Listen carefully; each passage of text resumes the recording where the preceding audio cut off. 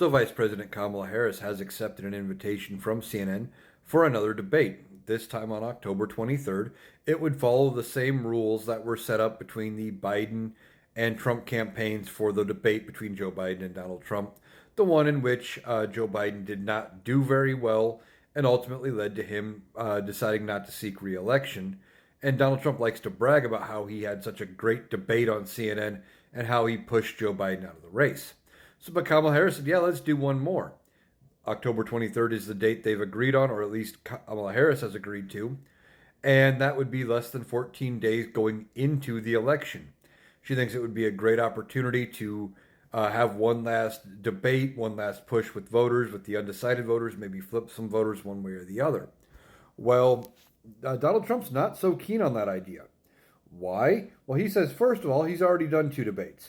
He debated Joe Biden and he debated Kamala Harris. And he said he brags about how well he did against Joe Biden, that he beat Joe Biden so bad that he had to not seek re-election. But then he talks about the Kamala Harris debate. And he says, well, it was very unfair over on ABC. It was 3-on-1 essentially. But I did very, very, very well.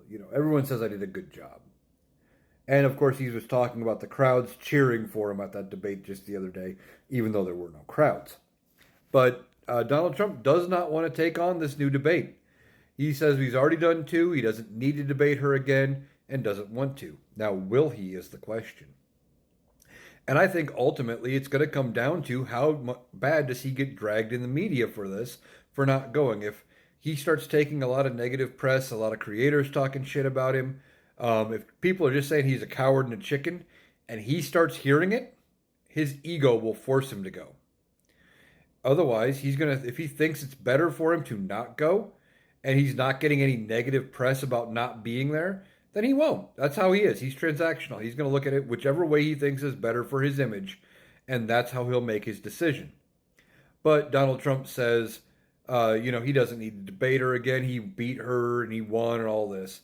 I think ultimately, if we can get his ego going where he thinks he would look bad for not going, or that he needs to redeem himself for that horrible debate performance, he may go.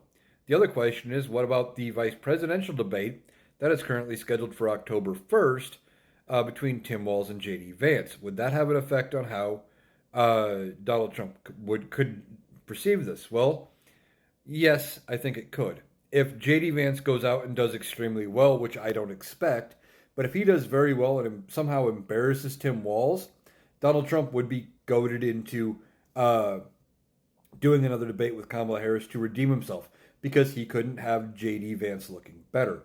But Donald Trump is not going to stop J.D. from doing the debate with Tim Walz, because he needs J.D. Vance to go out and look pathetic and make himself look horrible in this debate, so Donald Trump feels better about the bad debate performance he gave.